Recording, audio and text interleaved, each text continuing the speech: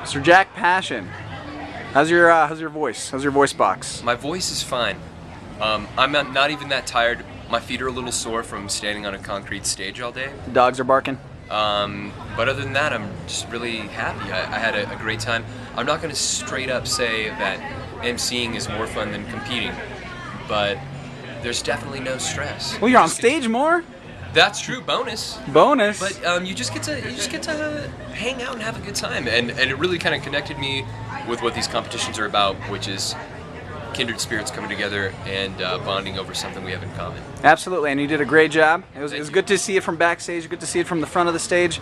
Your beard never looked better. Well, Beardo, you did quite well yourself representing the corporate beard as it has never been represented before. Indeed, well, it's one of those things that I had to do. I felt that I had to do, and after meeting you and Phil, you know, I felt it was my duty. If you came to New York, I'll come your way here. So fantastic. And it was wonderful. So let me, in terms of pointers, you know, my first time out, costume, yay or nay? So, in my opinion, your costume is perfect. Okay. When you compete on the European stage, we were talking about this with somebody from NPR. There's traditionally been two competition models. The old school, the European, very structured and regimented and a lot of rules and regulations. Mm-hmm. And American competitions, which are just wild and crazy, borderline riots.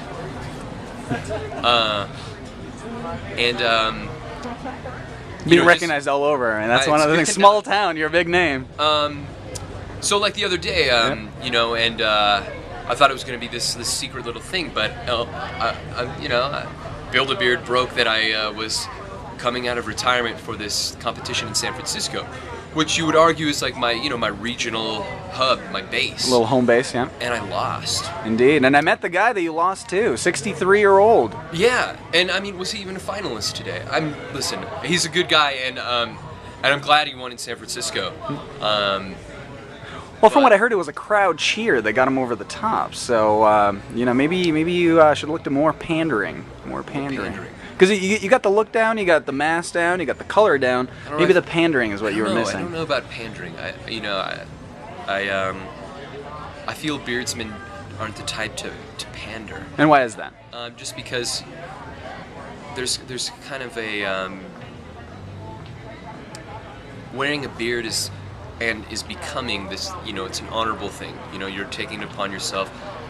You're saying, I'm going to live my life the way I want to. When you pander, it's kind of like the power relationship is shifted the other way. When you grow a beard, you're in charge. You're in charge of yourself. It's a assumption of responsibility, and it's, you know, there's like a lot going with that. But when you pander, you're just you're a bitch, and no bitch ever wore a beard. And talking about bitches, you know, I didn't get to the second round here. So do you think, was it really just the mask? It was the fact that, or was it a bad category for me? Was it the freestyle? Well, I probably would have. I mean, listen, in a world competition, you would have done a Verity, and you would have done very well. You've got great color. It's groomed perfectly. Costume was fantastic. You had a good prop with the briefcase. You go up there and you're showing. I mean, it's a presentation, you know. Like, is your chest puffed out? Are you showing those peacock feathers? And you were, and I thought you did really well, and I was proud of you. And I saw you, and I was like, I can't believe it. Look at this. A little growing up going on here. Yeah. So, you know, more beard can't hurt, but nobody should ever change their facial hair or what they want to do with it for a competition. And you have a great beard and you wear it well. So just remember that first. Freestyle, a little bit harder. Obviously, you're going up against some like really creative things. Hell yeah. But you looked good, and you know, tonight was walking this fine line between those riots of just like American debauchery. Yeah. And you know, the old world German elite. And who wound up taking the prize? Well, one of the German elite. Indeed. And some Americans. Definitely a lot of veterans in the ranks. Sure. And as this was the first national championship, it's kind of, a lot of people are figuring it out as they go along. A lot of these guys brought experience to it.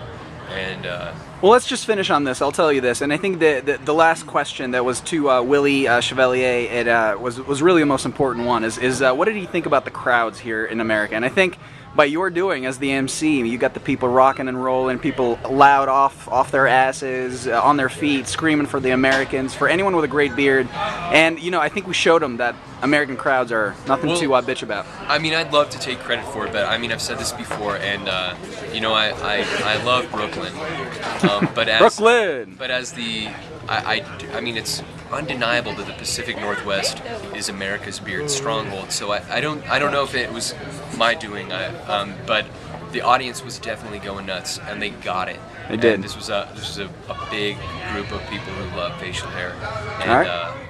And it was great. I was happy to be part of it. I'm happy that you were a part of it too. It was good to be here. Listen, I wouldn't be here if it wasn't for you. I appreciate your guidance leading up to it. Hopefully same time next year. Yeah, and if I can just say hello to all Build-A-Beard readers. Wait, let me try that again. Cut that. Okay. Hello to all Build-A-Beard readers. Build-A-Beard with the dashes between the A's.com. Well, you know, there was actually a lot of fans backstage, and I think that was one of the main reasons why, you know, I had a big smile on my face the whole day. I mean, it was a great thing to be a part of. A lot of people are appreciating what we do to Build-A-Beard, what you do, you know, what Phil does. I think it was just a big love fest. It was a good time. Absolutely. All right, man. Appreciate it. You guys heard it here first. If you have a beard, you have nothing to apologize and nothing to answer to. Jack Passion.